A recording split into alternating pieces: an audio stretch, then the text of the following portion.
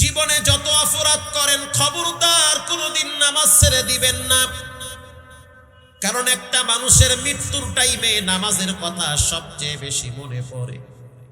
Rana plaza ভেঙ্গে পড়েছিল, আপনারা তো গিয়া দেখেন নাই, আমি তো গিয়া দেখছি মানুষের অবস্থা কত ভয়াবহ হয়েছে। সেই রানা প্লাজার ভিতরে 1 থেকে 1,500 মানুষ মারা গেল। বিশ্বাস করেন মনে হইতে আছে কিয়ামতের ময়দান কায়েম হয়ে গেছে। এক একটা মানুষকে যখন ভিতর থেকে বের করে তখন পানি পানি বলে চিৎকার মারে। এক একটা মানুষকে যখন ভিতর থেকে বের করে তাকায় দেখছি মুখের সাথে রক্ত লেগে আছে। সাংবাদিকরা প্রশ্ন করে, ভাই কেন তোমার মুখে রক্ত? বলে পানি না থাকার কারণে নিজের শরীর কামড়ায়া রক্ত বের করে জিহ্বা দিয়া চাইটা চাইটা খাইছি। কিয়ামতের ময়দানের সিমটম নমুনাগুলো ওখানে পাওয়া গেছি। এমনও যুবক বের করেছে যার হাত কাইটা বের করা লাগছে, এমনও যুবক বের করেছে যার পা কেটে বের করা লাগছে। কেন? ওয়াল পরে দেওয়াল পরে হাত পা বেঁকা হয়ে গেছে। এখন যদি টান মারে তাহলে হাত পা ছিঁড়ে নাড়ি ভুড়ি বের হয়ে যাবে। এজন্য ওখানে হাত কাইটা দেহ বের করেছে। হাত যাক, তারপরেও লোকটা বেঁচে থাকুক। এমনও যুবক দেখছি হসপিটালে যখন এনাম মেডিকেলে ভর্তি করলো, সাংবাদিকরা যখন বলল আপনার অনুভূতিটা কেমন, তখন যুবক বলে অনুভূতি হলো আল্লাহ যদি আরো একটা বার আমার সুযোগ দেয় তাহলে জীবনে কোনো দিন নামাজ ছেড়ে দিব না। যখন আমি ভিতরে ছিলাম তখন 2টা জিনিসের প্রতি আফসোস ছিল। 1 নম্বরের আফসোস, মা তুমি আমাকে মাফ করে দাও, কারণ মা বাবার সাথে বেয়াদবি করলে তখন অবস্থা ভয়াবহ হয়ে যায়। মৃত্যুর আগে আগে তার যন্ত্রণা আরো বেড়ে যায়। যেই সন্তান মা বাবার সাথে বেয়াদবি করবে মৃত্যুর সময় তার যন্ত্রণা আরো বেড়ে যাবে। 2 নম্বরে যারা ইচ্ছা করে নামাজ ছেড়ে দিবে তাদের পরিণাম আরো ভয়াবহ হবে। এজন্য যুবক ভাইয়েরা আমার ভালো করে মনে রাখবেন, যেখানেই থাকেন যে অবস্থায় থাকেন কখনোই নামাজ ছেড়ে দিবেন না। অনেক যুবকরা বলে হুজুর আমি তো জিনা করি। আপনি জিনা করলেও নামাজ পড়া লাগবে। হুজুর আমি মিথ্যা বলি, মিথ্যা বলেন তারপরও নামাজ পড়া লাগবে। এদের মৃত্যুর টাইমে নামাজের প্রতি আক্ষেপ আফসোস বেশি থাকে। আল্লাহ রাব্বুল আলামিন কোরআনে বলেন, ইন্নাল্লাযীনা ইয়াতলুনা কিতাবাল্লাহি ওয়া আকামুস সালাহ, নিশ্চয়ই যারা কোরআন তেলাওয়াত করে, নামাজকে নামাজের জায়গায় ঠিক রাখতে গেলে কোরআন পড়া লাগবে। কোরআন শুদ্ধ করে পড়তে গেলে আলেমদের কাছে আসতে হবে। আপনি একা একা চেষ্টা করেও পারবেন না। আপনি তো হরকত বুঝবেন না, মদ মাখরাজ বুঝবেন না, টান গুন্না বুঝবেন না। উস্তাদ ছাড়া একা একা কোরআন শুদ্ধ করা যাবে না। প্রয়োজনে মসজিদের ইমামের কাছে 10 মিনিট সময় দিয়ে তাকে কিছু হাদিয়া দিয়ে হলেও কোরআনটাকে শুদ্ধ করা লাগবে। নামাজ ভঙ্গের কারণ 19টা। এর ভিতরে অন্যতম একটি কারণ হলো নামাজে অশুদ্ধ পড়া। এজন্য রব্বুল আলামিন আগে কোরআনটাকে নিয়ে আসছে, ইয়াতলুনা কিতাবাল্লাহ, পৃথিবীর মানুষ তোমরা কোরআন তেলাওয়াত করবা। 2 নম্বরে নামাজ আদায় করবা। 3 নম্বরে ওয়া আনফাকু মিম্মা রাযাকনাহুম সিররা। আল্লাহ পাক বলেন 3 নম্বরে দান সাদাকা করবা। আস-সাদাকাতু তারুদ্দুল বালা। দান এমন একটা জিনিস, সাদাকা এমন একটা জিনিস যা মানুষের মাথার উপরের ঝুলন্ত বিপদ দূর করে দেয়। একটা পান কম খেয়ে 5টা টাকা দান করবেন। পারলে উপকার করেন, না পারলে ক্ষতি করবেন না। পারলে মানুষকে সালাম দেন, না পারলে সালাম দেওয়ার দরকার নাই। তবে সালাম দিয়ে কাছে এসে হাসি দিয়ে বাস দেওয়া যাবে না। কিছু মানুষ আছে খুব দরদ দেয়, আসসালামু আলাইকুম, ওরে আল্লাহ, কোলাকুলি ঠেলায় পরে দেখি বাস দিয়েছে 3টা। পারলে উপকার করেন, না পারলে ক্ষতি করা যাবে না। প্রতিদিন একটা বিড়ি কম খেয়ে 5টা টাকা আল্লাহর রাস্তায় দান করবেন। চট্টগ্রামের মানুষ তো বিড়ি খায় মুড়ির মতো, কথা কন না কেন? হ্যাঁ, ঠিক কথা। আল্লাহর রাসূল বলেছেন তোমরা আতর লাগাও, মেসওয়াক করো। আরবাউন সুনানুল মুরসালিন, সমস্ত নবীদের আদর্শ হলো 4টা, এর ভিতরে আসিওয়াক অন্যতম একটি আদর্শ হলো মেসওয়াক করো। মেসওয়াক করলে কণ্ঠ ভালো থাকে, হাত ভালো থাকে। আগের যুগের মানুষদের পকেটে মেসওয়াক পাইতাম, আগের যুগের মানুষের পকেটে আতর থাকতো, মেসওয়াক থাকতো, তসবিহ থাকতো। কিন্তু বর্তমান যুগের মানুষের পকেটে মেসওয়াক না থাকলেও বিড়িটা ঠিকই পাওয়া যায়, কথা কন না কেন? মেসওয়াক নাই, মেসওয়াক আলহামদুলিল্লাহ আমার পকেটেও একটা। আমি মেসওয়াক ছাড়া জীবনে ওয়াজ করি না, এটা আমার অভ্যাস। গাড়িতে আছে 2টা, পকেটে একটা। মেসওয়াক কইরা যেই নগদ উপকার পাইছি, আমি তো এটারে আমার জীবনের চেয়ে বেশি ভালোবাসি মেসওয়াকটা। যে ব্যক্তি কন্টিনিউ মেসওয়াক করবে, মৃত্যুর টাইমে তার জবানে কালেমা স্টার্ট হয়ে যাবে, কলেমা মনে থাকবে। মরা তো লাগবে, হয় ট্রাকের নিচে, না হয় গাড়ির তলে, না হয় ঘরে, না হয় বাইরে, না হয় আগুনে, না হয় পানিতে। হঠাৎ তো একদিন মরণ হবে। তো যদি আপনি নিয়মিত মেসওয়াক করেন, বিশ্বাস করেন মেসওয়াকের বরকতে মৃত্যুর সময় আপনার কালেমাটা মনে থাকবে, জিহ্বায় অটোমেটিক কালেমা উচ্চারণ হবে। প্রিয় যুবক ভাইয়েরা আমার, জীবনে কোনোদিন নামাজ ছেড়ে দেওয়া যাবে না, ইনশাআল্লাহ বলেন। এই যে সংগঠন দেখতেছেন, উলামায়ে কেরামের সংগঠন, সময় সুযোগ থাকলে তাদের সাথে একটু বসবেন, 10টা মিনিট সময় দিবেন। মনের অশান্তগুলা দূর হয় আলেমদের কথার মাধ্যমে। আজ থেকে পাক্কা নিয়ত করে নেন, জীবনে কোনোদিন নামাজ ছাড়বো না, হারাম খাবো না, আলেমদের সাথে বেয়াদবি করব না, দিন বিজয়ের জন্য চেষ্টা করব। দিলটা যদি ভালো থাকে, তওবার নিয়াইতে 2টা হাত আল্লাহকে দেখায়া দেন। নারায়ে তাকবীর। মাগরিবের নামাজের পরে অত্যন্ত গুরুত্বপূর্ণ একটি সময়, দুনিয়ার সমস্ত কাজকর্ম থেকে বিরত হয়ে আল্লাহ তাআলার অনুগ্রহ দয়ার চাদরে আবৃত করে আল্লাহ আমাদেরকে এই মাহফিলে উপস্থিত হওয়ার তৌফিক দান করেছেন।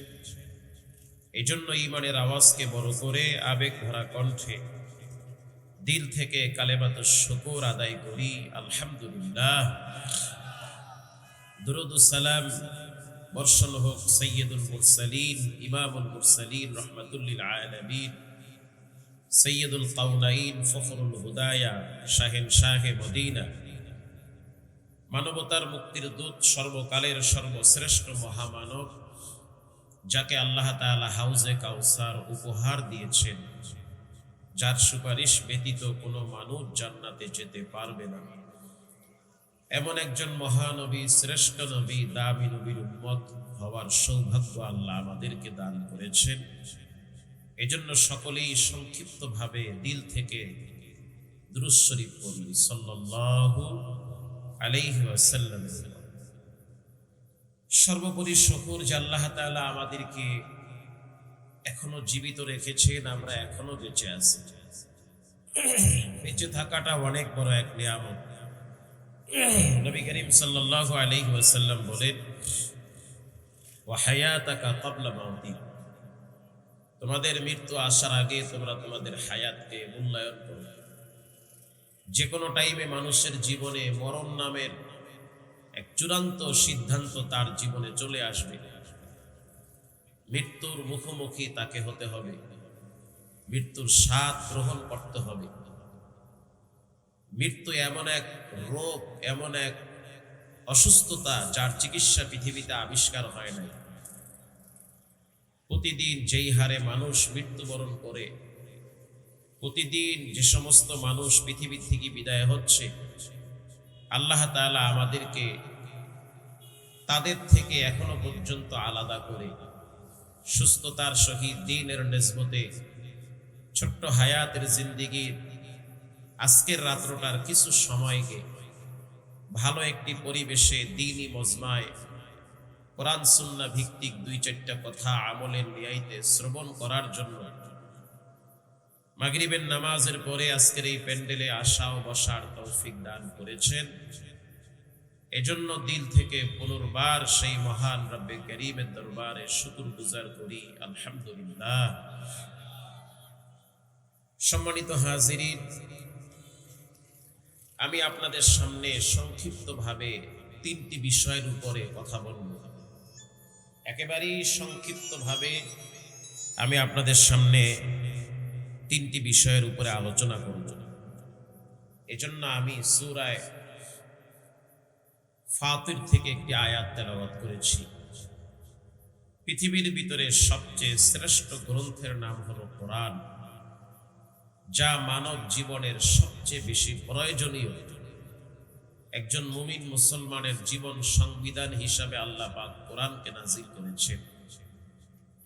পৃথিবীর সৃষ্টি লগ্ন থেকে আজ পর্যন্ত আসমানি যত কিতাব আল্লাহ তাআলা নাজিল করেছেন, এর ভিতরে সবচেয়ে শ্রেষ্ঠ এবং দামি কিতাবের নাম হলো পবিত্র কোরআন। নবী করিম সাল্লাল্লাহু আলাইহি ওয়াসাল্লাম বলেছেন, খায়রুকুম মান তাআল্লামাল কুরআনা ওয়া আল্লামা। যারা কোরআন শিখে এবং অন্যকে শিখায়। আমাদের দৃষ্টিতে মনে হয় ভাঙ্গা টিনের ঘর, তালপাতার ঘর, এ সমস্ত ঘরে মাদ্রাসার কিছু ছাত্ররা লেখাপড়া করে, কোরআন শিখে, এদের মর্যাদা আর কি হতে পারে? অথচ আল্লাহর দৃষ্টিকোণ থেকে, রাসূলুল্লাহর হাদিস অনুযায়ী পৃথিবীর ভিতরে সবচেয়ে দামি ব্যক্তি হলো তারা যারা কোরআন শিখে এবং অপরকে শিখায়। বলেন সুবহানাল্লাহ। ঢাকা শহরের অলিতে গলিতে যেই পরিমাণ পাপাচার হচ্ছে, চট্টগ্রাম, সাতকানিয়া, লোহাগাড়া, কর্ণফুলী, কক্সবাজার, এ সমস্ত এলাকায় নয়, শুধু সারা বাংলাদেশে প্রতিটা শহরে যেই পরিমাণ আকাম কুকাম চলে, যেই পরিমাণ অপরাধ হয়, যেই পরিমাণ পাপাচার হয়, এতে তো আল্লাহ তাআলা ক্যালিফোর্নিয়ার মতো আগুন দিয়ে ধ্বংস করে দেওয়ার কথা। একটি উন্নত মানের রাষ্ট্র আমেরিকার একটি প্রদেশের নাম হলো ক্যালিফোর্নিয়া।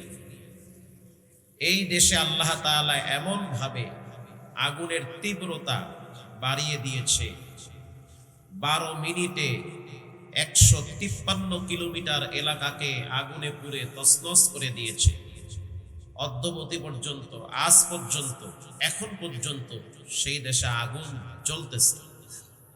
অথচ আমেরিকার ভিতরে অন্যতম একটি আরামদায়ক দেশের এই অবস্থা যদি হয়, যেটাকে বলা হয় পাপের স্বর্গরাজ্য, আল্লাহর ধরা বড় শক্ত ধরা। আল্লাহ মানুষকে ধরে, তবে টাইম মতো ধরে। যখন আল্লাহ মানুষকে ধরে, যখন কোনো জালেম, স্বৈরাচার, অহংকারীকে আল্লাহ ধরে, তখন জীবনের শেষ রান্না পর্যন্ত খেতে দেয় না। এটা আল্লাহর ধরা হঠাৎ হয়ে যায়। মা কানাল্লাহু লিয়ুআযযিবাহুম ওয়া আনতা ফীহিম ওয়া মা কানাল্লাহু মুআযযিবাহুম ওয়া হুম ইস্তাগফিরুন। নবী করিম সাল্লাল্লাহু আলাইহি ওয়াসাল্লামের সামনে মক্কার বেঈমানেরা আস ইবনে ওয়াইল, উতবা, শাইবা, আবু লাহাব, ওয়ালিদ ইবনে মুগীরা, এ সমস্ত বেদিন বেঈমানদের শীর্ষস্থানীয় যারা নেতৃবর্গ ছিল, তারা আল্লাহকে বিভিন্ন ভাষায় গালাগালি করত। গালাগালি করেই তারা ক্ষান্ত হয়নি। তারা মুহাম্মদুর রাসূলুল্লাহ সাল্লাল্লাহু আলাইহি ওয়াসাল্লামকে টিটকারি করে বলে যে, কই, আমরা তো তোমার আল্লাহরে এত গালি দেই, সে তো কিছুই বলে না। আল্লাহ তাআলা বলেন, হে রাসূল, আমি আপনার সম্মানার্থে এদেরকে এখনো পর্যন্ত বাঁচায় রাখছি। বলেন সুবহানাল্লাহ।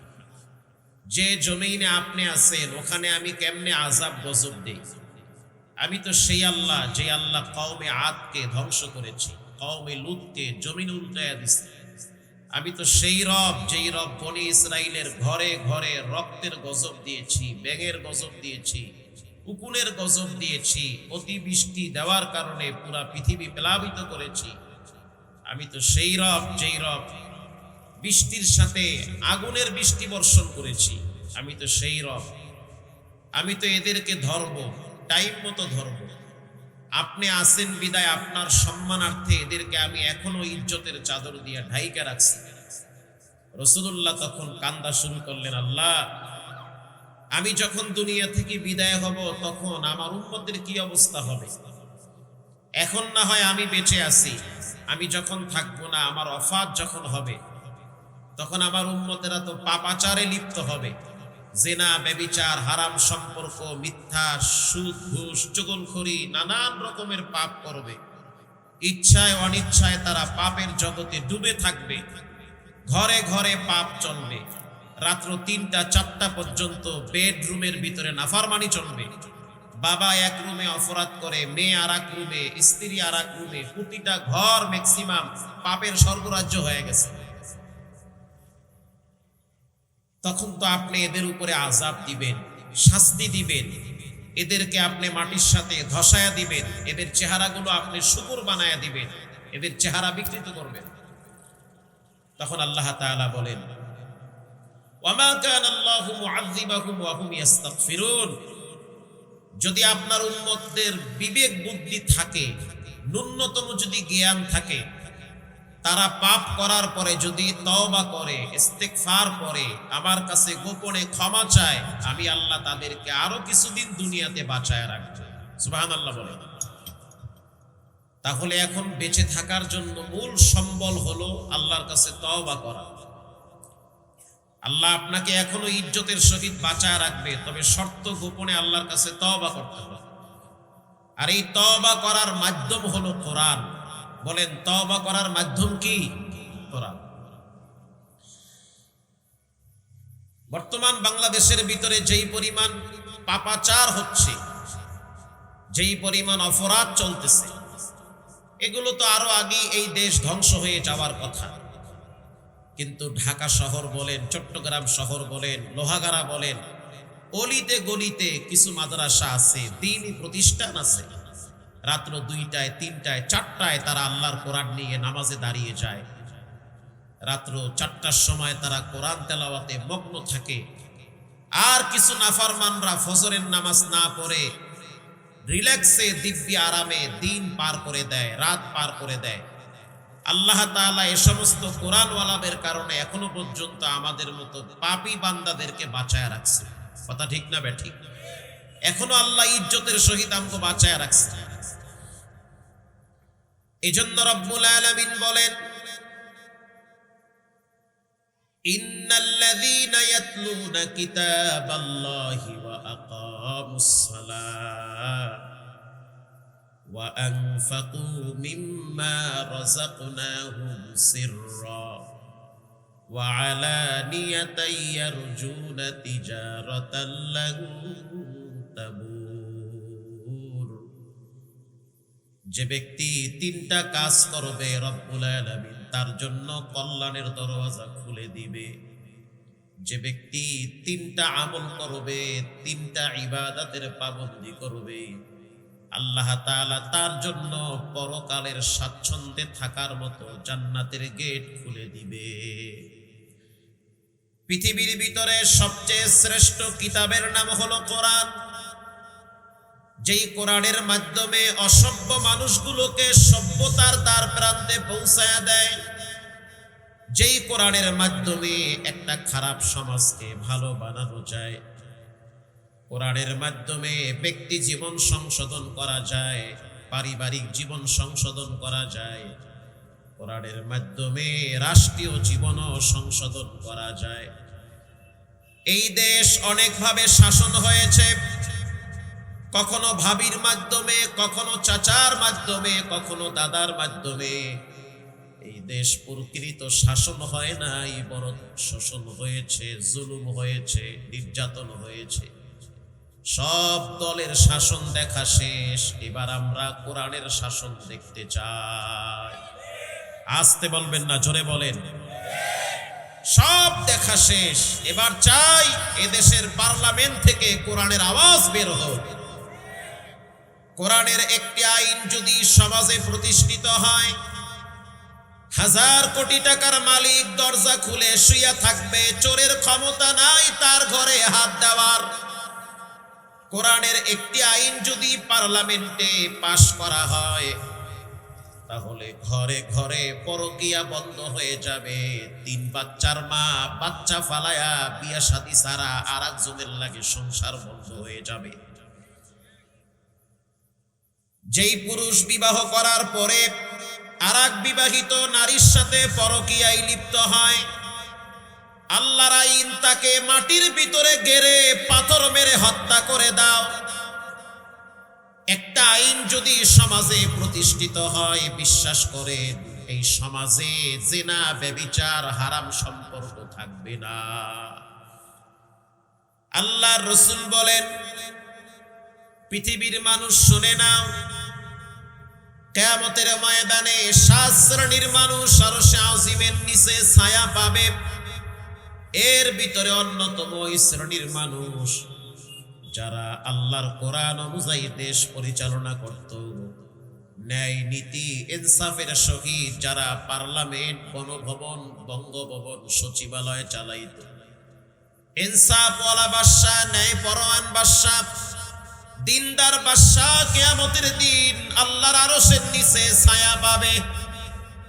আর যারা দিনদার, নেককার, পরেশগার নেতার পিছনে থাকবে, কিয়ামতের দিন ওই নেতা কর্মী সহ আল্লাহর আদালতে দাঁড়িয়ে যাবে।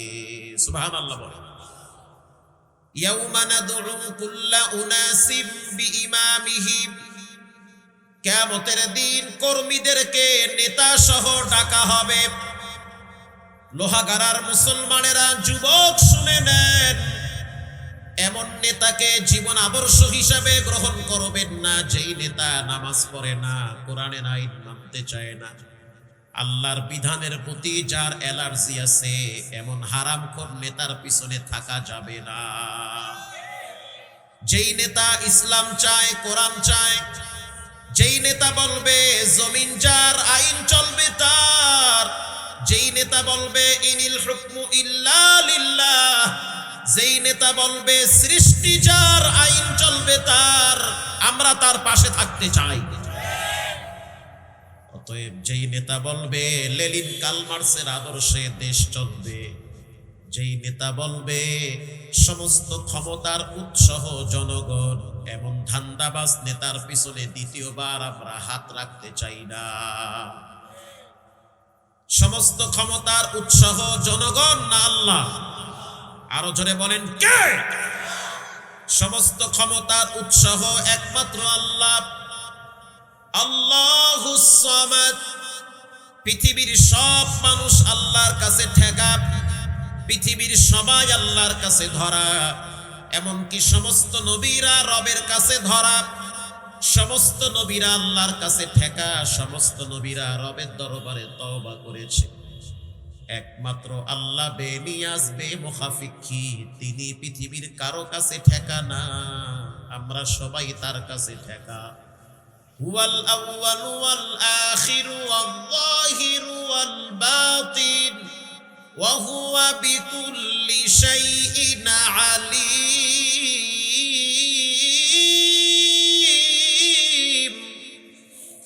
আল্লাহ রাব্বুল আলামিন শুরুতেও ছিল, এখনো আছে, ভবিষ্যতেও থাকবে। তার কোনো ক্ষয় নাই, কোনো লয় নাই, কোনো অক্ষমতা নাই, কোনো দুর্বলতা নাই। তিনি হলেন সুবহান, তিনি হলেন পবিত্র, একাচ্ছত্ব ক্ষমতার মালিক। তিনি হলেন কে? প্রিয় ভাইয়েরা আমার, ইন্নাল্লাযীনা ইয়াতলুনা কিতাবাল্লাহ, নিশ্চয়ই যারা আল্লাহর কোরআনের তেলাওয়াত করে। এই আয়াতের ব্যাখ্যায় আব্দুল্লাহ ইবনে আব্বাস রাদিয়াল্লাহু তাআলা আনহু রাইসুল মুফাসসিরিন তিনি বলেন, শুধু কোরআনের আয়াত তেলাওয়াত করলে হবে না, কোরআন দিয়া খালি খতম করলে হবে না, কোরআন মুখস্থ করলে হবে না। কোরআন শুধু মসজিদে থাকার জন্য আসে নাই, মাদ্রাসায় থাকার জন্য আসে নাই, কোরআন সংসদেও যেতে এসেছে। কোরআন পার্লামেন্টেও যাবে, সচিবালয়ে যাবে, বঙ্গভবনে যাবে, গণভবনে যাবে। কোরআন দ্বারা একটা দেশ আলোকিত করা সম্ভব। কোরআনের আইন যদি সমাজে প্রতিষ্ঠিত হয়, এই সমাজের নেতা খেতা চামচারা এ দেশের সম্পদ লুটে পুটে খেতে পারবে না। এজন্য কোরআনের শাসন দরকার।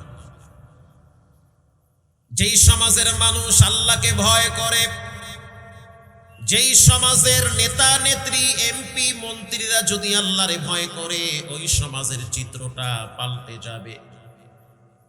রাসূলুল্লাহর যুগে আল্লাহর হাবিবের দরবারে একটা বিচার আসছে। কুরাইশ বংশের অথবা ভিন্ন এক দামি বংশের এক নারী চুরি করেছে। চুরি করার পরে শরীয়তের আইন তার হাত কেটে দাও। আস-সারিকু ওয়াস-সারিকাতু ফাকতাউ আইদিয়াহুমা। নারী হোক পুরুষ হোক যদি চুরি করে তাহলে তার হাত কেটে দাও। বলেন আইনটা মানুষের না আল্লাহ? হাত কেটে দাও। সাহাবায়ে কেরাম পরামর্শ করলো, এমন একজন নারী চুরি করেছে যার হাত কাটা গেলে বংশগতভাবে অনেকের মর্যাদা নষ্ট হয়ে যাবে, বংশের মর্যাদা থাকবে না, ইজ্জতের গোড়ায় পানি থাকবে না।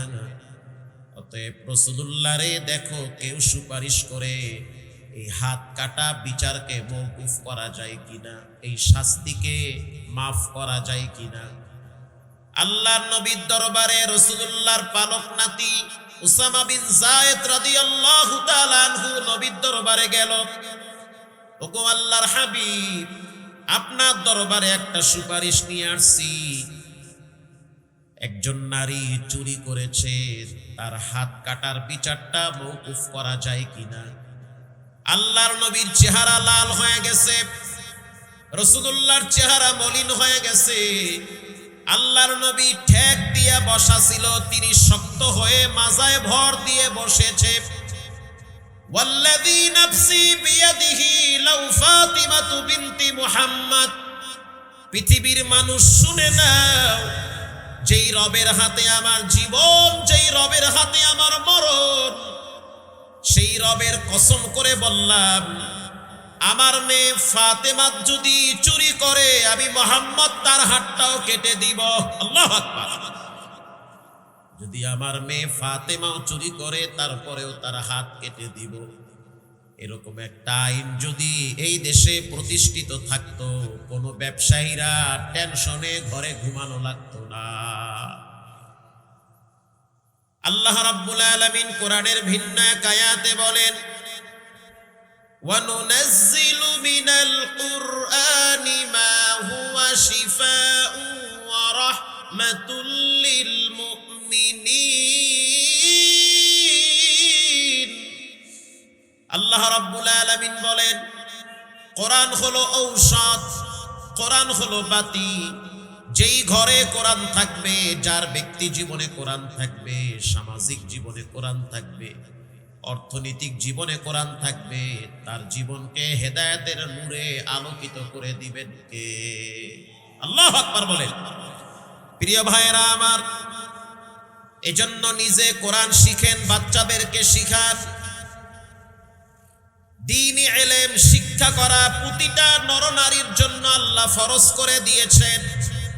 আপনার সন্তান স্কুলে পড়ে, কলেজে পড়ে, ভার্সিটিতে পড়ে, দুঃখের বিষয় হলো ভালো করে উযুটাও করতে পারে না, শুদ্ধ করে তায়াম্মুম বুঝে না, গোসলের ফরজ বুঝে না। শুধু তাই না, এমনও সন্তান দেখছি বাবার ইন্তেকালের পরে বাবার লাশটা কেমনে কবরে রাখবে সেই নিয়মটাও জানে না। এমনও সন্তান দেখছি বাবার সম্পদ, বাবার বাড়ি গাড়ি নিয়ে মৃত্যুর পরে ব্যস্ত হয়ে যায়, বাবার লাশ কবরে রাখার আগে বাবার সম্পদ নিয়ে মারামারি কারাকারি করে। আপনাদের কর্ণফুলীর ঘটনা গোটা পৃথিবীর মানুষ দেখছে। বাবার লাশ ফালায়া রাখছে, সন্তান বলে দাফন করা যাবে না। কেন দাফন করা যাবে না? বলে বাবা আমার সাথে উল্টাপাল্টা করছে। তার মানে বাবার উপরে সে খেফা আছে। কেন? বলে সম্পদের লোভে। জনপ্রতিনিধি, স্থানীয় প্রশাসন, ওলামায়ে কেরাম আইসা এই বাবার লাশটারে অনেক কষ্ট করে কর্ণফুলীতে দাফন করেছে। এরকম হাজার হাজার ঘটনা আছে। সন্তানের ভিতরে দ্বীনি বুঝ না থাকার কারণে মা বাবার মৃত্যুর পরে সন্তানরা মা বাবার জন্য দোয়াটাও করতে চায় না। ঠিক না বেঠিক? আমার চোখে দেখা ঢাকায় মোহাম্মদপুরে, যেহেতু আমি থাকি ওখানে, আমার চোখে দেখা ঢাকায় মোহাম্মদপুরে বাবার মার্কেট আছে। বাবার বাড়ি হলো কেরানীগঞ্জ কলাতিয়া। বাবার 1000 কোটি টাকার সম্পদ, খাওয়ার মানুষ নাই, মাত্র 2টা ছেলে 4টা মেয়ে, এটা নিয়েই তার পরিবার, অথচ 1000 কোটি টাকার সম্পদ রেখে গেছে। বাবার মৃত্যুর 21 দিন আগে হসপিটালে বাবা শুয়েছিল, আইসিইউতে রাখা হয়েছিল। বাবার মৃত্যুর পরে ডাক্তার বলেছে আইসিইউর বিল উঠছে প্রায় 12 থেকে 14 লক্ষ টাকা। যদি লাশ নিতে চান হসপিটালের বিল পরিশোধ করা লাগবে। 2টা ছেলে, 2টাই হলো নাফরমান। 2টা ছেলে গিয়া বলল, বড়া বাবের লাশ নিতে গেলে আবার টাকা লাগবে কেন? বাবাই তো মইরা গেছে, লাশ নিতে আবার টাকা লাগবে কেন? বলে, চিকিৎসা করছি না, টাকা লাগবে না, আইসিইউতে রাখছি না, তারে তো অক্সিজেন দেওয়া হয়েছে। এবার বড় সন্তান বলে, টাকাও দিব না, লাশও নিব না। কি সুবহানাল্লাহ, নাউজুবিল্লাহ। টাকাও দিব না, লাশও নিব না। চিন্তা করে দেখেন সামাজিক অবস্থা, ছেলেমেয়ের মাইন্ড কোথায় চলে গেল। এই সমাজের অধিকাংশ ছেলে মেয়েরা শিক্ষিত হয়, তবে মানুষ হয় না, অমানুষ হয়। হওয়ার পিছনে অন্যতম কারণ হলো এগুলারে নষ্ট বানায় মা বাবারা। কারণ দুনিয়ার শিক্ষার জন্য মা বাবা যেই পরিমাণ ছেলে মেয়েদেরকে প্রেসার দেয়, সকালবেলা সন্তান কোচিং এ না গেলে মা বাবায় যেই পরিমাণ ধমক দেয়, প্রাইভেটে না গেলে বাবায় ধমক দেয়, কোচিং এ না গেলে বাবায় ধমক দেয়। বিশ্বাস করেন, নামাজে না গেলে এর অর্ধেক ধমক দেয় না। কথা ঠিক না বেঠিক? আপনার হাতের কামাই আপনি খাইবেন। এই শেষ বয়সে এই দোষ দিয়েন না যে আমার ফোলা মাইয়া আমার জিগায় না। আপনার নিজের কামাই, এটা কামাই করছেন নিজে, নিজের পায়ে নিজে কুড়াল দিচ্ছে। আমরাও তো মা বাবার ছেলে মেয়ে, আমরা তো ফাইজলামি করি না, আপনারটাই করে কাজ। প্রিয় ভাইরা আমার, যেই মা বাবা সন্তানকে রবকে চিনায় না, রসুলকে চিনায় না, যেই বাপ সন্তানকে নবীকে চিনায় না, আল্লাহকে চিনায় না, কোরআন চিনায় না, ইসলাম চিনায় না, একটা টাইমে দেখবেন ওই সন্তান মা বাবাকেও চিনবে না। আমি তো বাংলাদেশের অধিকাংশ বৃদ্ধাশ্রম গুলায় ঘুরে ঘুরে দেখছি, বৃদ্ধাশ্রম গুলার ভিতরে অধিকাংশ শিক্ষিত সন্তানের মা বাবারা। সন্তান কি করে? বলে 2টা ছেলে, 2টাই ডাক্তার। সন্তান ইঞ্জিনিয়ার, ডক্টর, ব্যারিস্টার, এত বড় বড় শিক্ষিত, কিন্তু মা বাবার শেষ ঠিকানা হয় বৃদ্ধাশ্রমে। এর অন্যতম একটি কারণ হলো মা বাবা ছেলে মেয়েদেরকে সুশিক্ষা দিতে পারে না। প্রাইভেট কোচিং আর স্কুল কলেজ নিয়ে ব্যস্ত ছিল। দিনই বুঝ ছেলে মেয়েদেরকে দেওয়ার ক্ষেত্রে মা বাবায় সবচেয়ে বেশি অলসতামি করছে। প্রিয় ভাইয়েরা আমার, কেরানীগঞ্জে বাবার লাশ নেওয়ার জন্য মেয়ে 3টা বাবার সেই হসপিটালের সামনে দাঁড়িয়ে আছে। 4টা মেয়ে ছিল বাবার। সন্তানদের কথা হলো, মেয়েরা বলেছে, বাবাই যেহেতু 1000 কোটি টাকার সম্পদ রেখে গেল, মাত্র 14 লক্ষ টাকা বিল উঠছে, এটা তো আমাদের 10টা দোকান ভাড়াই বছরে পাই। আমাদের 4 বোনের ভাগে যেই দোকানগুলা পড়ছে, 6 মাসের ভাড়া একসাথে জমা করে হসপিটালের বিল দিয়ে বাবার লাশ নিয়ে আমরা দাফন করব। সাধারণত মেয়েরা বাবার ভক্ত বেশি হয়, ঠিক না বেঠিক? এজন্য মেয়েদেরকে বেশি ভালোবাসবেন। আল্লাহর রাসূল বলেন, কেউ যদি মেয়ে সন্তানকে বেশি ভালোবাসে, তার প্রতি কেয়ারফুল হয়, কেউ যদি কন্যা সন্তানকে লালন পালন করে বড় বানায়, কেউ যদি কন্যা সন্তানকে লালন পালন করে সুশিক্ষা দিয়ে ভালো পাত্রস্থ করে, আল্লাহ রসুল বলেন কিয়ামতের দিন সে আমি রসুলের সাথে একই জান্নাতে থাকবে, মাঝখানে কোনো পার্টিশন থাকবে না। ইন্নাল্লাযীনা ইয়াতলুনা কিতাবাল্লাহ,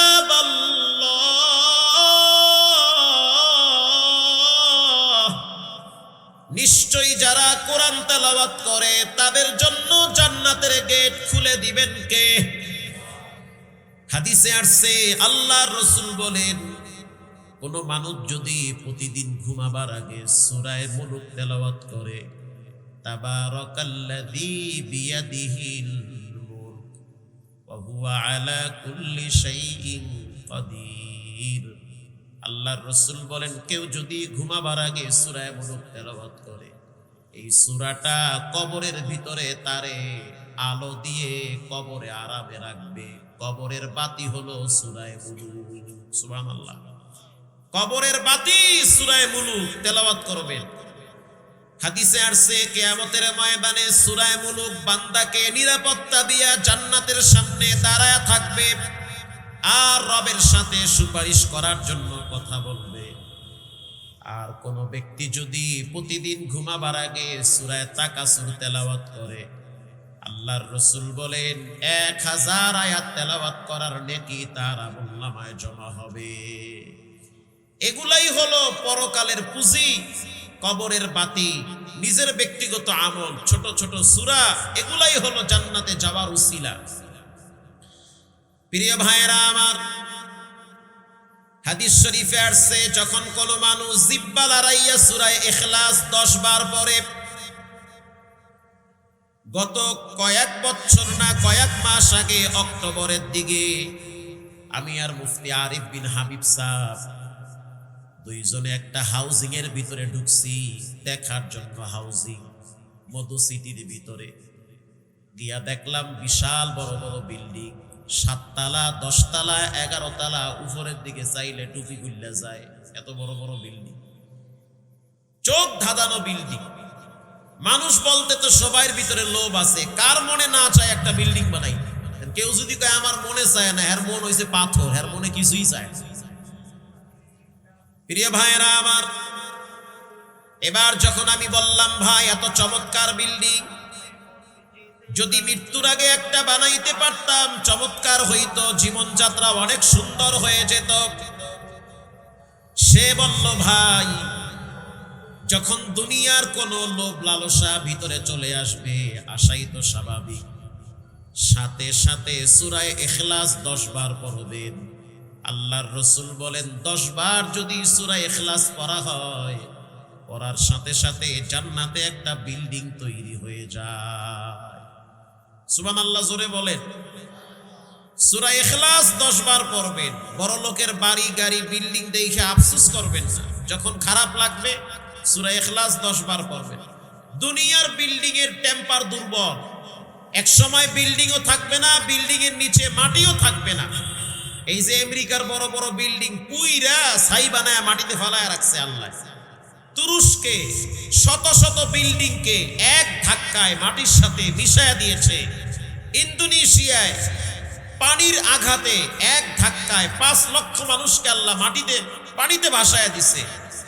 দুনিয়ার বিল্ডিং টাকা পয়সা বাড়ি গাড়ি এক সময় থাকবে না, পুরা পৃথিবী একদিন তুলার মতো উড়বে। কথা ঠিক না বেঠিক? কিছুই থাকবে না। অতএব দুনিয়ার ফাও পেরা নিয়া মনের ভিতরে অশান্তি রাখা কোনো লাভ নাই। তার চেয়ে নীরবে হালাল ভাবে জীবন চালান আর ফাঁকে ফাঁকে সূরা ইখলাস পড়েন। 100% নিশ্চিত কনফার্ম জান্নাতে আপনার জন্য আল্লাহ তাআলা ঘর তৈরি করে দিবেন। এজন্য রব্বুল আলামিন বলেন ইয়াতলুনা কিতাবাল্লাহ, নিশ্চয়ই যারা আল্লাহর কোরআন তেলাওয়াত করে, সন্তানদেরকে যারা কোরআন শিখায়, নিজে কোরআন শিখে, আপনার সন্তান ডাক্তার হবে, ডক্টর হবে, প্রফেসর হবে, ইঞ্জিনিয়ার হবে, কিন্তু কমপক্ষে 3টা বছর নুরানি খানায় পড়াতে হবে। 3টা বছর যদি পড়ান তাহলে ফরায়েজ আমলগুলো, ফরায়েজ ইলমগুলো সে শিখতে পারবে। উজুর নিয়ম, উজুর মাসআলা, গোসলের মাসআলা, বহিত অবহিত বিষয়গুলো সে জানতে পারবে। আর যদি আপনার সন্তানকে অ্যারাবিক লাইনে যদি 2-4 লাইন না শিখান, ব্যাপারটা এমন হবে আপনি সন্তানের জন্য সম্পদ রেখে যাবেন আপনার মৃত্যুর পরে, আপনার সন্তান আপনাকে নিয়ে ব্যস্ত থাকবে না, বরং আপনার সম্পদ নিয়ে মারামারি কারাকারি করবে। এটাই বাস্তবতা। এই জন্য রব্বুল আলামিন কোরআনে বলেন, ইয়াউমা লা ইয়ানফাউ মালু ওয়ালা বানুন ইল্লা মান আতাল্লাহা বিকলবিন সালিম। কিয়ামতের ময়দানে মাল কাজে আসবে না, সম্পদ কাজে আসবে না, সন্তান কাজে আসবে না। যেই সন্তানের জন্য পাগল হয়ে গেছেন, যেই সন্তানের জন্য খাদ্যে ভেজাল দেন, যেই সন্তানের জন্য লোনের টাকা নিয়ে বাড়ি বানাইছেন, যেই সন্তানের জন্য কিস্তিতে নাম লেখাইছেন, যেই সন্তানের জন্য আর একজনের সম্পদ নিজের পকেটে নিছেন, যেই সন্তানের জন্য অবহিত সম্পদ দখল করে বসে আছেন, আল্লাহ পাক বলেন মাল কাজে আসবে না, সন্তানও কাজে আসবে না। দুনিয়ায় বেঁচে থাকতেই তো ছেলে মেয়ে কাজে আসে না, মরার পরে তো দূরের কথা। বর্তমান অধিকাংশ ছেলে মেয়েরা দুনিয়ার মোহে মা বাবাকে অবজ্ঞা করে।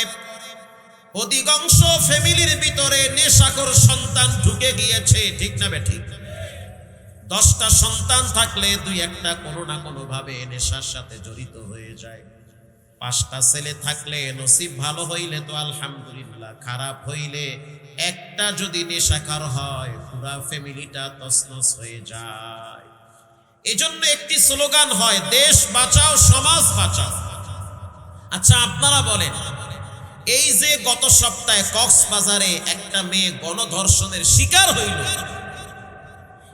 এই যে মেয়েটার উপরে পাশবিক নির্যাতন করা হইল, যারা করছে তারা কি আমেরিকার না বাংলাদেশের? কথা বলে। কক্সবাজারে স্থানীয় পোলাপা ধর্ষণের শিকার হইল, করল কারা? কোনো না কোনো মায়ের ছেলে, কারো না কারো ভাই, কারো না কারো স্বামী। কথা ঠিক না বেঠিক? আপনাদের লোহাগাড়ায় একজন মায়ের সন্তানকে পিটিয়ে কুপিয়ে হত্যা করেছে। সাতকানিয়ায় বিগত টাইমে অনেক মায়ের বুক খালি করা হয়েছে, শহীদ করা হয়েছে, তাদের রক্ত চট্টগ্রামে ঝরেছে। যারা গুলি করলো, যারা হত্যা করলো, যারা মানুষের উপরে জুলুম আর নির্যাতনের স্টিম রোলার চালায়, এরা কি বাহিরের না দেশের? বেশিরভাগ দেশের। আমার ভাই, আপনার ভাই, আপনার ছেলে। তাহলে এবার চিন্তা করেন,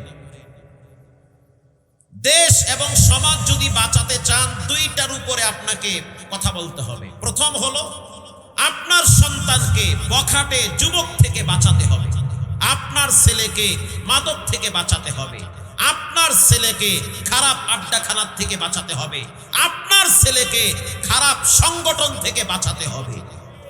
যেই সংগঠনের কর্মসূচিতে নামাজ নাই, কোরআন নাই, দিন বিজয়ের মিশন নাই, এমন সংগঠন থেকে ছেলে মেয়েকে বাঁচাতে হবে। যদি না বাঁচান তাহলে ছেলে মেয়ের হাতে অস্ত্র তুলে দিবে, ছেলে মেয়েদেরকে টেন্ডারবাজি শিখাবে, ছেলে মেয়েদের ভিতরে হিংসাত্মক চরিত্র ঢুকিয়ে দিবে। তাহলে সমাজে যত অপকর্ম হয়, আমার ছেলে, আমার ভাই, আপনার ছেলে করে।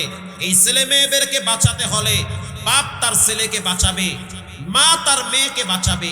মেয়েটা কোচিং ফাঁকি দিয়া আর একটা ছেলে নিয়ে কোন পার্কে ঘুরতে যায়, এটা মা খবর নিবে। মা যদি মেয়েকে বাঁচায়, বাপ যদি ছেলেকে বাঁচায়, কসম আল্লাহ, সমাজ বাঁচবে, দেশ বাঁচবে, মা বাবাও বাঁচবে, পুরা বিশ্ব বেঁচে যাবে। তো ছেলে মেয়েকে বাঁচায়, মাইয়া সারিয়া দেশেন আল্লাহর রাস্তায় কুমে যায়, যাও। পোলা স্কুলে যায় না, আর এক মাইয়া নিয়ে রিক্সায় রিক্সায় ঘুরে আর বাদাম খায়, খবরই তো নেন। এজন্য রব্বুল আলামিন বলেন, ইয়াউমা লা ইয়ানফাউ মালুন ওয়ালা বানুন ইল্লা মান আতাল্লাহা বিকলবিন সালিম।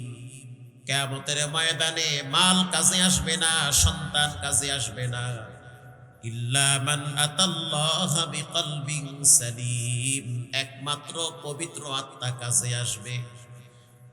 এজন্য নিজেকে পরিপূর্ণ আল্লাহর সামনে আত্মসমর্পণ করেন, নিজের হিসাব নিজে মিলান। আজকে আপনি মারা গেলে 2 দিন হয়তো আপনার ছেলে মেয়ে কাঁদবে, এরপরে আপনার হিসাব আপনার দেওয়া লাগবে।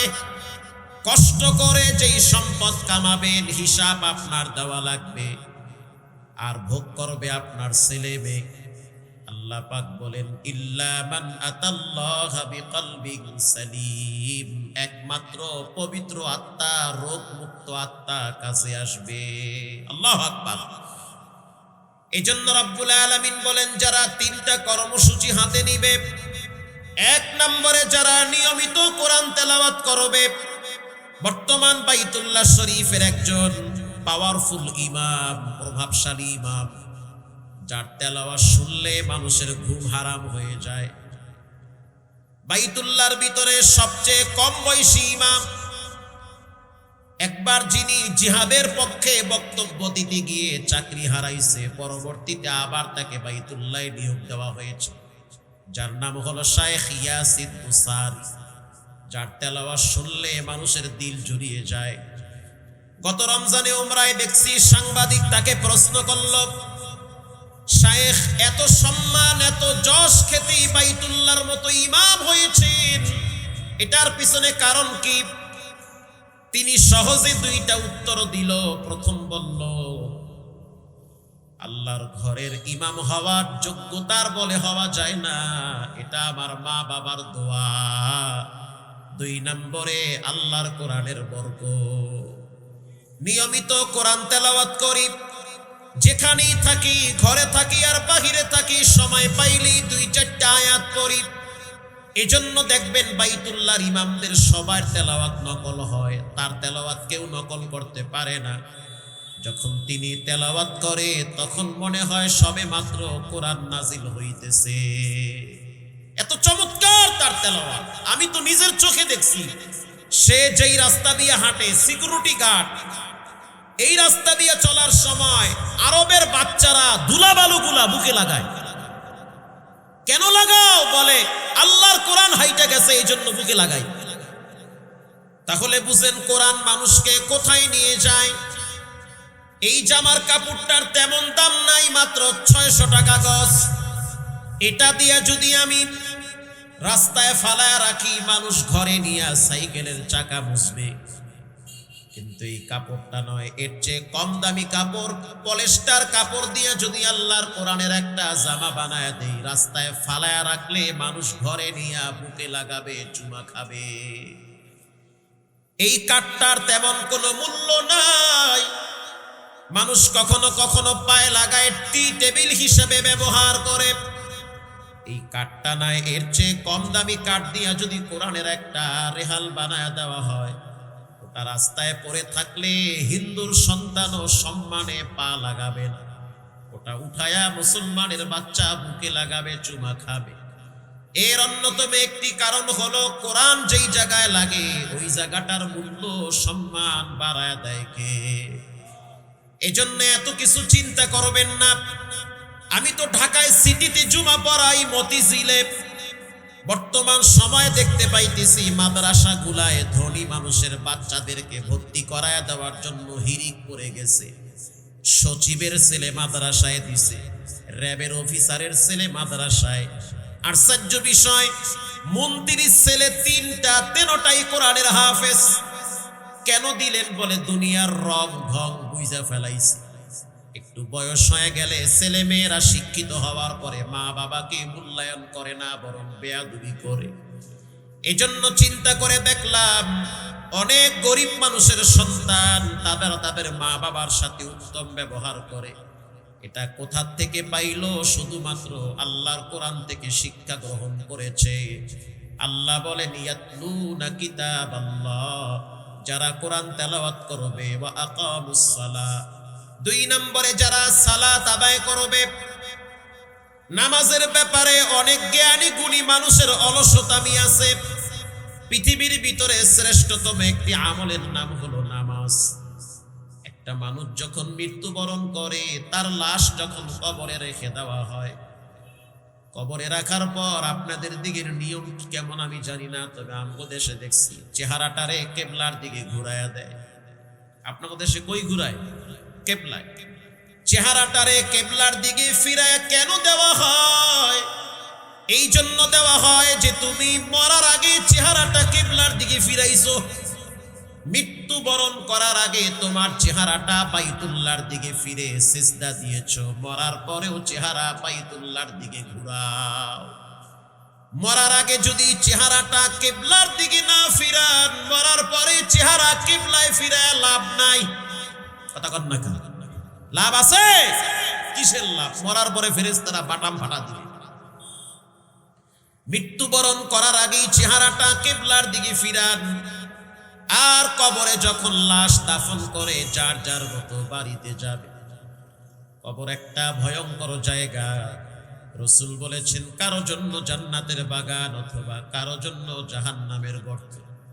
কে কোন বংশের, কে কোন গোত্রের এই পরিচয় চলবে না, যার হিসাব তারই দেওয়া লাগবে। প্রিয় ভাইরা, আবার কবরে প্রশ্ন করা হবে মান রব্বুকা, বলো তোমার রবের নাম।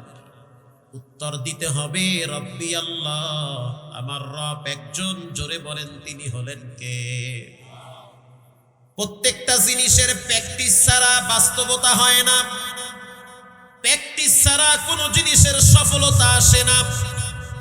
এখানে যারা বসা আছে অধিকাংশ মাদ্রাসার ছাত্র বাদ দিলাম, যারা একেবারেই জেনারেল মানুষ আছে, অনেকে আছে যারা শুদ্ধ করে দেখে দেখে কোরআন পড়তে পারে না। আছে না নাই? এখন যদি আপনাকে বলা হয় ভাই সামনে আসতেছে রমজান মাস, লোহাগাড়া সবচেয়ে বড় মসজিদে তারাবি আপনাকে পড়ানো লাগবে, পারবে? পারবে? পারবে না। কেন? তার চর্চা নাই। এখন যদি বলি ভাই তারাবি পড়ার লাগবে না, আপনি সূরা তারাবি পড়াইয়েন, খতম তারাবি লাগবে না, সে বলবে হুজুর আমার তো চালু নাই, চর্চা নাই, আমি ভালো করে দেখেও পড়তে পারি না, কেমনে আমি দাঁড়ায় দাঁড়ায় সূরা তারাবি পড়াবো? যদি আমি বলি ও ভাই আপনার সূরা তারাবিও লাগবে না, আপনি ফরজ নামাজটা পড়াইয়েন, পিছনে 2-4-500 মাওলানা দাঁড়ায় থাকবে, যেই লোকটা শুদ্ধ করে কোরআন পড়তে পারে না, বলেন সে কি ইমামতির মুসাল্লায় দাঁড়ায়া ঠিক মতো নামাজ পড়াইতে পারবে? পারবে? পারবে। আবার যদি আমি বলি বাংলাদেশের একজন ছোট্ট হাফেজ সালেহ আহমদ তাকরিমকে যদি বলি সন্তান আগামী রমজান মাসে আন্দার কিল্লা মসজিদে তুমি তারাবি পড়াবা, পারবা নাকি বলো? সে বলবে হুজুর কিসের আন্দার কিল্লা, যদি আপনি আমারে আল্লাহর ঘর বাইতুল্লাহ দাঁড় করায় দেন, ওখানেও দেখায় দিব যে তাকরিম কেমন হাফেজ। ঠিক না বেঠিক? সে কেন পারবে, আপনি কেন পারবেন না? তার চর্চা আছে, আপনার চর্চা নাই, এজন্য আপনি পারেন না। ঠিক তেমনি ভাবে কবরে যখন লাশ শোয়া দেওয়া হবে, তখন প্রশ্ন করা হবে মান রব্বুকা, আর রবের চর্চা হবে একমাত্র নামাজের মাধ্যমে। একটা মানুষ যখন নামাজে দাঁড়ায় আলহামদুলিল্লাহি রাব্বিল আলামিন বলেন, রব শব্দ আছে না নাই? আছে, আছে। এরপরে যখন সূরা শেষ করার পরে রুকুতে যায়, তখন একটা দোয়া পড়ে, তাসবিহ পড়ে, সুবহানা রাব্বিয়াল আযীম। বলেন এখানেও রব আছে না নাই? এরপরে যখন আপনি সোজা হয়ে দাঁড়াবেন, সামিআল্লাহু লিমান হামিদা রাব্বানা লাকাল হামদ, বলেন এখানেও রব আছে না নাই? তাহলে সর্বনিম্ন 3 বার পড়া লাগবে সুবহানা রাব্বিয়াল আযীম, সুবহানা রাব্বিয়াল আযীম, রব্বানা লাকাল হামদ। আপনি বারবার রব শব্দ ব্যবহার করতেছেন। এরপরে যখন আপনি নিজের অস্তিত্ব আমিত্বকে বিলীন করে দিয়ে সিজদায় লুটিয়ে পড়বেন, আল্লাহর রাসূল বলেন যখন মানুষ সিজদায় যায়, সিজদা আল্লাহর কাছে সবচেয়ে প্রিয়, তখন রব্বুল আলামিন বান্দার কপালের নিচে রবের কুদরতি পা ঢুকায়া দেয়। সে রবের কুদরতি পায়ে সিজদায় লুটিয়ে পড়ে। তখন আপনার জিহ্বা থেকে একটি তাসবিহ বের হয়, সুবহান রাব্বিয়াল আ'লা, সুবহান রাব্বিয়াল আ'লা। বলেন এখানেও রব আছে না নাই? নামাজ শেষ হওয়ার পর এবার আপনার মনে চাচ্ছে আমি একটু রবের দরবারে দোয়া করি। কেমনে দোয়া করবেন সেটাও তো আল্লাহ শিখায়া দিছে। রব্বানা যালামনা আনফুসানা ওয়া ইল্লাম তাগফির লানা ওয়া তারহামনা লানাকুনান্না মিনাল খাসিরিন। রব্বানা যালামনা, বলেন রব আছে না নাই? এবার আপনার মনে চাচ্ছে, মানুষের ন্যাচারালি অভ্যাস, মানুষ যখন দোয়া করে তখন তার মায়ের কথা মনে পড়ে। একটা মানুষ যদি ডাকাতও হয়, চোরও হয়, দুর্নীতিবাজও হয়, সবচেয়ে খারাপ ব্যক্তিও যদি হয়, আর ওই ব্যক্তির মা যদি কবরে চলে যায়, বিশ্বাস করেন নামাজের পরে যখন সে দোয়া করে অটোমেটিক তার মৃত মা বাবার চেহারা চোখের সামনে ভাসে। সে রবের দরবারে মায়ের জন্য দোয়া করবে, এটা আল্লাহ জানে। আল্লাহ শিখায় দিছে, বলো বান্দা রব্বির হামহুমা কামা রব্বায়ানি সগীরা। আল্লাহু আকবার। তাহলে আপনি প্রতিটা বাক্য রব বলে বলে সময়গুলো এইভাবে অতিবাহিত করছে। যেই বান্দা প্রতিদিন 5 ওয়াক্ত সালাত আদায় করবে, এই 5 ওয়াক্ত নামাজের ভিতরে শত শতবার রব শব্দ আপনার আল্লাহ আপনার মুখ থেকে বের করে নেয়। আর আপনি যদি হঠাৎ মারা যান, আপনার লাশ যখন কবরে রাখবে, ফেরেশতারা যখন বলবে মান রব্বুকা, বলো তোমার রবের নাম কি, অটোমেটিক উত্তর আসবে আমার রব একজন, তিনি হলেন কে? এখানে যারা সাধারণ পাবলিক আছেন, যুবক যারা আছেন, তাদের জন্য আমার বয়ান, জীবনে যত অপরাধ করেন খবরদার কোনোদিন নামাজ ছেড়ে দিবেন না। কারণ একটা মানুষের মৃত্যুর টাইমে নামাজের কথা সবচেয়ে বেশি মনে পড়ে।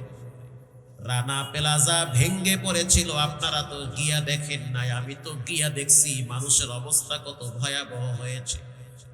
সেই রানা প্লাজার ভিতরে 1 থেকে 1,500 মানুষ মারা গেল।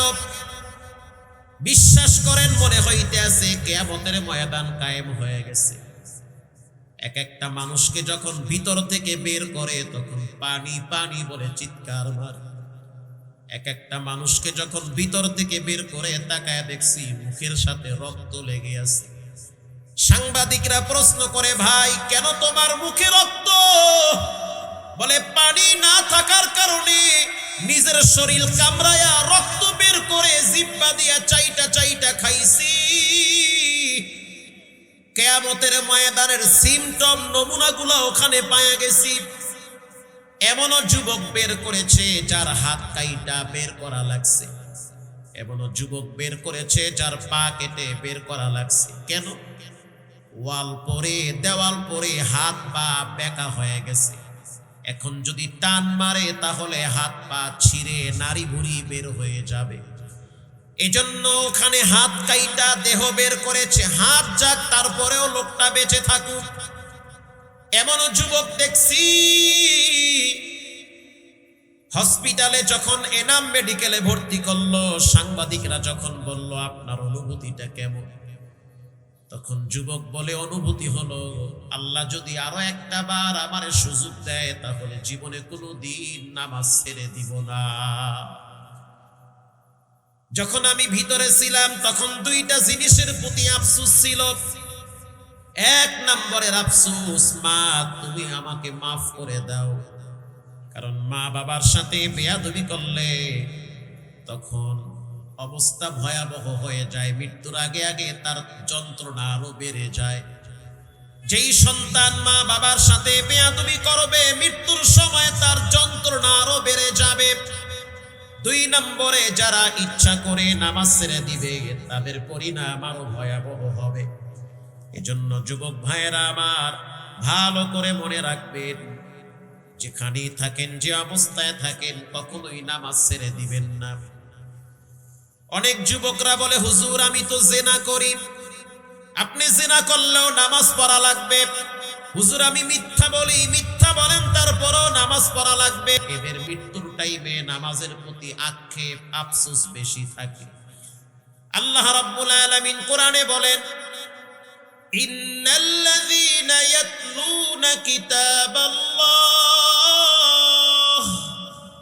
কিতাবাল্লাহি ওয়া আকামুস সালাহ, নিশ্চয়ই যারা কোরআন তেলাওয়াত করে, নামাজকে নামাজের জায়গায় ঠিক রাখতে গেলে কোরআন পড়া লাগবে। কোরআন শুদ্ধ করে পড়তে গেলে আলেমদের কাছে আসতে হবে। আপনি একা একা চেষ্টা করেও পারবেন না। আপনি তো হরকত বুঝবেন না, মদ মাখরাজ বুঝবেন না, টান গুন্না বুঝবেন না। উস্তাদ ছাড়া একা একা কোরআন শুদ্ধ করা যাবে না। প্রয়োজনে মসজিদের ইমামের কাছে 10 মিনিট সময় দিয়ে তাকে কিছু হাদিয়া দিয়ে হলেও কোরআনটাকে শুদ্ধ করা লাগবে। নামাজ ভঙ্গের কারণ 19টা। এর ভিতরে অন্যতম একটি কারণ হলো নামাজে অশুদ্ধ পড়া। এজন্য রব্বুল আলামিন আগে কোরআনটাকে নিয়ে আসছে, ইয়াতলুনা কিতাবাল্লাহ, পৃথিবীর মানুষ তোমরা কোরআন তেলাওয়াত করবা। 2 নম্বরে নামাজ আদায় করবা।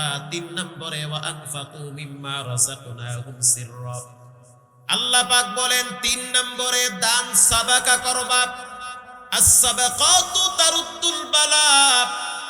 দান এমন একটা জিনিস, সাদাকা এমন একটা জিনিস যা মানুষের মাথার উপরের ঝুলন্ত বিপদ দূর করে দেয়। একটা পান কম খেয়ে 5টা টাকা দান করবেন। পারলে উপকার করেন, না পারলে ক্ষতি করবেন না। পারলে মানুষকে সালাম দেন, না পারলে সালাম দেওয়ার দরকার নাই। তবে সালাম দিয়ে কাছে এসে হাসি দিয়ে বাস দেওয়া যাবে না। কিছু মানুষ আছে খুব দরদ দেয়, সালাম আলাইকুম, ওরে আল্লাহ, কোলাকুলি ঠেলায় পরে দেখি বাস দিয়েছে 3টা। পারলে উপকার করেন, না পারলে ক্ষতি করা যাবে না। প্রতিদিন একটা বিড়ি কম খেয়ে 5টা টাকা আল্লাহর রাস্তায় দান করবেন।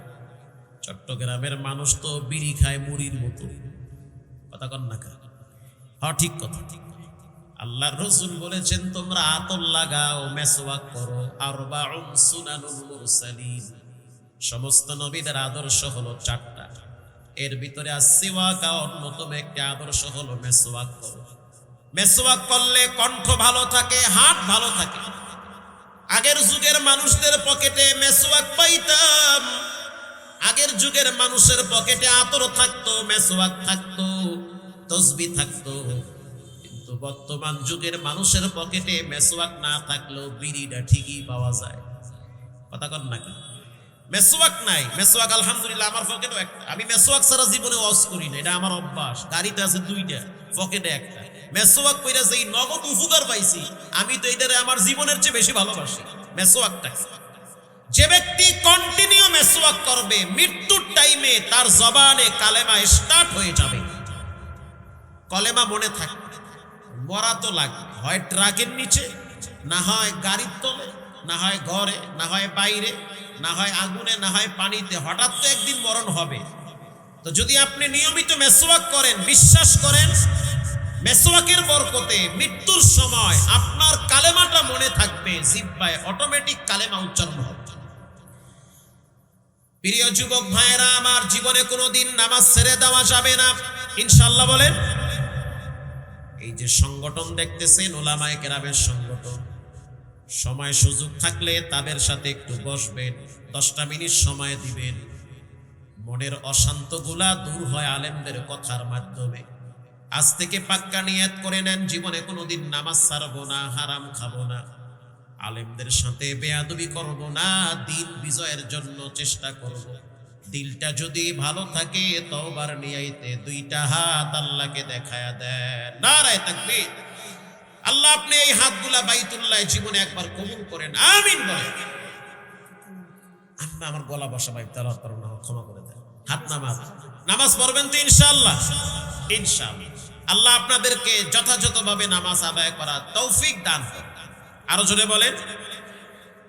কিছু মানুষ আছে 5 ওয়াক্ত নামাজ পড়ে, আবার কিছু আছে শুকুর আলী মুসল্লি, কথা কন না? এই ওয়াজ করার টাইম এখন নেই। শুক্কুর আলী মুসল্লি খালি শুক্রবার যায়। আবার শুক্রবারের মুসল্লি দুই রকমের। এক রকমের আছে এরা মসজিদে আগে আগে যায়, চিন্তা করে পুরো সপ্তাহে তো নামাজ পড়ি না, তো জুমার দিনটা পড়ি, জামায় মাঠটাল লাগায় আতর অতর লাগায় খুব সুন্দর করে যায়, ভালো, এটা খারাপ না। আর এক শ্রেণীর মুসল্লি আছে যায় সবার শেষে, বের হয় সবার আগে, একেবারে পিছনে গিয়ে খাড়ায় খাড়ায় ওয়েটিং এ থাকে। যেই খতিব সাহেব বলে ইন্নাল্লাহা ইয়া'মুরু বিল আদলি ওয়াল ইহসান, এই রেডি হয় যে এখনই খারাপ লাগে। কথা ঠিক না বেঠিক? আর যদি নামাজের পরে দেখে মসজিদে তবারক আছে, মাশাআল্লাহ, সুন্নত বইরা বইয়া বইয়া জিকির করে মুরাকাবায় থাকে। কথা কর না? আর যদি দেখে মসজিদে খাওয়ার নাই, সালাম ফিরাইয়া জুতা আর একজনের লইয়া দৌড় মারে। এই নিয়ম মনে হয় চট্টগ্রামে নাই, ও আল্লাহ এখানেও আছে। এই শুক্কুর আলী মুসল্লি হওয়া যাবে না। আর একদল মুসল্লি আছে মরার ডরে নামাজ পড়ে। ভূমিকম্পে ধাক্কা মারছে, মাটি লড়ছে, বিল্ডিং লড়ে, চিন্তা করে সিফাই ভরে মরমু, মসজিদে গিয়েই মরি। এই দৃশ্য আমি দেখছি। লঞ্চে উঠার পরে দেখলাম বয়া বয়া সবাই টাস খেলায়। দুই চারজনে বললাম যে বাবা আপনারা আসেন একসাথে নামাজ পড়ি। অনেক বড় বড় দাড়ি নিয়ে মনে হয় ফেরেশতা জান্নাতে বলাইছে, অনেক বড় বড় দাড়ি নিয়ে বসে বসে টাস খেলাইতেছে। এখন বললাম আসেন নামাজ পড়ি। যার নমাজ হেদ দাঁড়ে, যার কবর হেদ দাঁড়ে, যার চিন্তা হেদ দাঁড়ে। আমি মনে মনে নামাজ পড়ছি, আজান হয়ে গেছে। আল্লাহ তাআলা আমাদের সকলকে, যেই তুফানে বাড়ি মারছে এখন দেখি টাস টোস ফালাইয়া তসবি লইয়া তিন তলায় গেছে, কয় জব্বি আলা জব্বি আলা। তাহলে চিন্তা করেন, এটারে কয় মরার ডরের নামাজ। আমরা মরার ডরেও নামাজ পড়ব না, আল্লাহর ডরে নামাজ পড়ব ইনশাআল্লাহ। বলেন আল্লাহ আমাদেরকে তৌফিক দান করুন। ওয়া আখিরি দাওয়ানা আলহামদুলিল্লাহি রাব্বিল আলামিন। আসসালামু আলাইকুম ওয়া রাহমাতুল্লাহ।